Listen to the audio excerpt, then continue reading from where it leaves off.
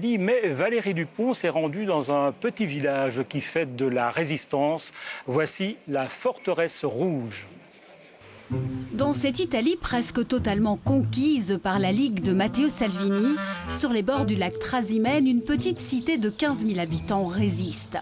À l'ombre de sa forteresse, Castiglione, une ville où des irréductibles hongrois ont élu leur maire de centre-gauche avec plus de 63% des voix.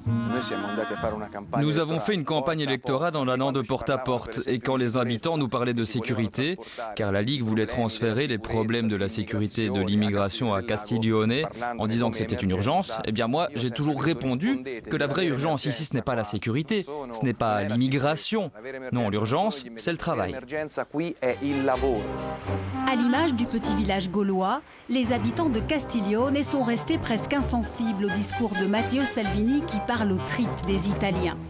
Mais il en faut plus pour convaincre Alessandra, la fromagère. L'idéologie de la Ligue n'est jamais entrée ici dans la ville. Nous restons fidèles à nos idées, mais on espère quand même qu'avec la nouvelle génération d'élus, les choses changeront. À Castiglione, ce sont les femmes qui tiennent les boutiques. Et Stefania, la céramiste, pense que s'isoler du reste de l'Europe n'est pas la solution pour un pays touristique comme l'Italie.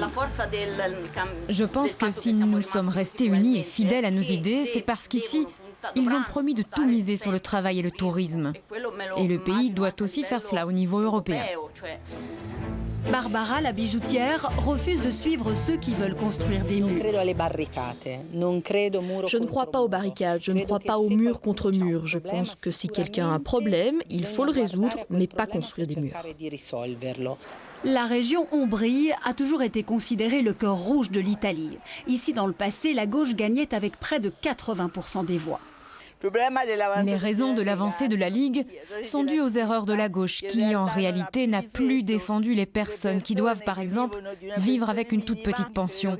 Et donc je crois que les élus doivent rencontrer les gens, les écouter et démonter la propagande de la Ligue.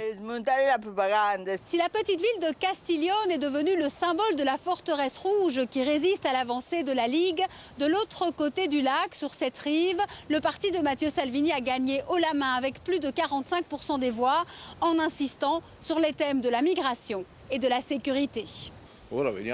Maintenant, on va voir. En votant Salvini, on espère que quelque chose va changer. Il a fait beaucoup de promesses. Et pourtant, à Passignano, il n'y a aucun migrant. La victoire de la Ligue est uniquement due à la personnalité de Matteo Salvini, l'homme fort au pouvoir. C'est Matteo Salvini qui a réussi à motiver les gens, à nous expliquer les problèmes et surtout à contenir l'immigration, d'une certaine façon. Mais il y a tout le monde à dos, tout le monde est contre lui. Sur le lac Trasimène, le vent s'est levé.